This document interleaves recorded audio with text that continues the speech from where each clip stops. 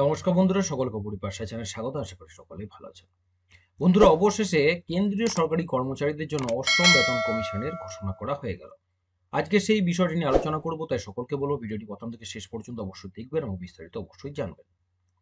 কেন্দ্রীয় সরকারের কর্মীদের বর্তমানে সপ্তম পে বেতন কমিশন অনুযায়ী বেতন দেওয়া হয় এবং এখন তারা অধীর আগ্রহে যেটা অষ্টম বেতন কমিশনের জন্য অপেক্ষা করছিল, যা তাদের বেতন বৃদ্ধি ঘটাবে, সেটা কিন্তু ঘোষণা করা হয়ে গেল।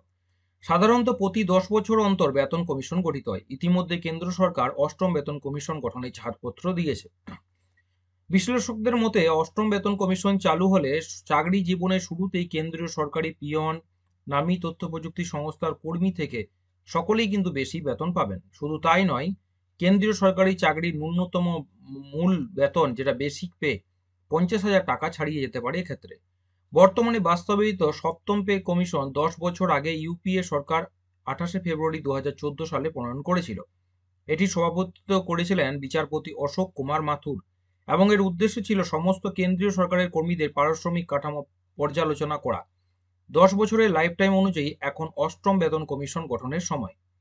অষ্টম বেতন কমিশনে কত বৃদ্ধি পাবে চলুন একটু দেখে নেওয়া যাক। গত কয়েক সপ্তাহ ধরে বেশ কয়েকটি প্রতিবেদনে ইতিমধ্যেই যে নতুন বেতন কমিশন গঠিত হবে, মানে সপ্তম বেতন কমিশন থেকে অষ্টম বেতন কমিশন, সেই কমিশনের ক্ষেত্রে ফিটমেন্ট ফ্যাক্টর 2.57 থেকে 2.86-তে বাড়ানো যেতে পারে বলে প্রকাশ করা হয়েছিল। যদি তা বাড়িয়ে 2.86 করা হয়, তাহলে কর্মীদের মূল বেতন বড় ধরনের বৃদ্ধি হতে পারে। ফিটমেন্ট ফ্যাক্টর 2.86-এ উন্নীত হলে বর্তমান ন্যূনতম মূল বেতন 18,000 টাকা থেকে বাড়িয়ে 51,480 টাকা করা হতে পারে। ফিটমেন্ট ফ্যাক্টর হলো কত গুণ সরকারি কর্মচারী বা অবসরপ্রাপ্ত বা যারা রয়েছেন তাদের ক্ষেত্রে বেতনটা বৃদ্ধি পাবে সেটা। মূল বেতন এবং পেনশনের সংশোধন করার জন্য এটি ব্যবহৃত হয়ে থাকে। National council of joint consultative masonry বা জেসিএম এর সেক্রেটারি শিবগোপাল মিশ্র এমনটি বলার পর বেশ কয়েকটি মিডিয়া রিপোর্ট অনুযায়ী অষ্টম বেতন কমিশনের অধীনে 2.86 ফিটমেন্ট ফ্যাক্টর সম্পর্কে কথা বলা হয়েছে।